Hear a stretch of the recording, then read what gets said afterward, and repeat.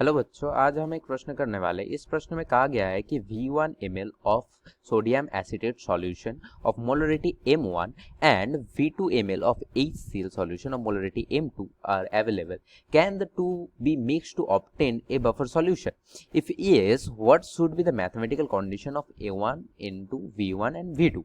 Okay, तो बच्चों इधर जो कॉन्सेप्ट लगा है हमें, इसको अगर हम सॉल्व करें, इधर जो कॉन्सेप्ट लगा है वो कुछ हम देख सकते हैं कि बफर सॉल्यूशन के कॉन्सेप्ट लगे,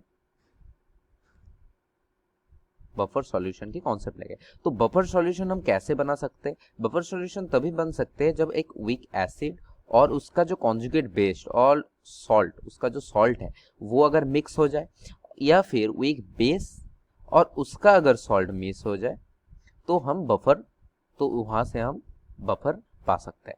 ठीक है, तो यहाँ पे क्या दिया गया है? यहाँ पे अगर देखें, यहाँ पे अगर हम देखें तो यहाँ पे दिया गया है सोडियम एसिटेट CH3COONA। ठीक है, तो मान लो एक बीकर पे सोडियम एसिटेट दिया हुआ है। ठीक है, तो उसके ऊपर हम डाले हैं HCl, उसके ऊपर हम डाले हैं HCl। ठीक है, अभी सोडियम एसिटेट एक सॉल्ट है और HCl है स्ट्रॉन्ग बेस, स्ट्रॉन्ग एसिड है HCl। ठीक है, अगर हम HCl डालें तो यहाँ से क्या तैयार होगा? देखिए एक सॉल्ट है तो सोडियम एसिड इधर नेगेटिव चार्ज है और इधर Na+ है, तो Na+ क्या करेगा? Cl- को ले लेगा और CO- क्या करेगा? H+ को ले लेगा। तो यहाँ से हमें मिलेगा CH3COOH एसिटिक एसिड, जो एक वीक एसिड हो गया, और NaCl। ठीक है, तो अगर देखा जाए जो बीकर में है, कुछ देर बाद यहाँ पे हमें CH3COH भी मिलेगा और उसके साथ मिक्स हुआ CH3CONA भी मिलेगा। ठीक है, तो ये एक बफर सॉल्यूशन तैयार करेगा। तो इसका ऑप्शन आंसर होगा, can the two be mix to obtain a buffer solution? It is yes. तो इसके बाद हमें निकालना पड़ेगा, if yes what should be the mathematical condition related to M1 M2 V1 and V2। तो M1 M2 V1 and V2 के बीच में हमें रिलेशन निकालना पड़ेगा। तो रिलेशन निकालने के लिए हम पहले इस रिएक्शन को और एक बार लिख लेते हैं। क्या होगा? देखो, CH3CONA प्लस HCl।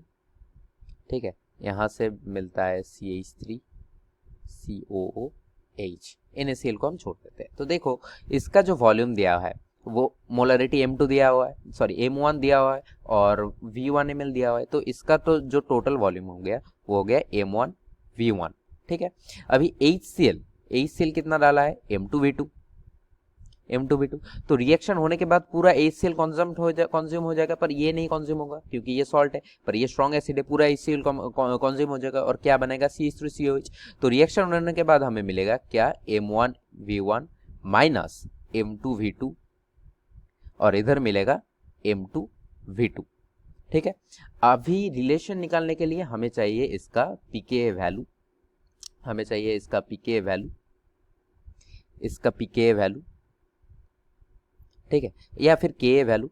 तो pH और pKa वैल्यू के रिलेशन के बीच हम इन दोनों का रिलेशन निकाल सकते हैं। तो हमें पता है pH किसी भी बफर सॉल्यूशन या एसिडिक बफर सॉल्यूशन, ये एसिडिक बफर क्योंकि एसिड तैयार हो रहा है, एसिडिक बफर सॉल्यूशन के लिए pH is equals to pKa plus log of concentration of salt divided by concentration of acid। तो हम तो पहले concentration of acid तो निकाल लिए M2V2, और concentration of salt हो गया M1V1 माइनस M2V2। ठीक है, तो इसको अगर हम लिखे pH is equals to pKa plus log M1V1 minus M2V2 divided by M2V2। ठीक है, तो ये अगर हम देखें कि जो रिलेशन है M1V1 एंड M2V2 का, वो है ये। ठीक है, I hope you understand well. All the best बच्चों।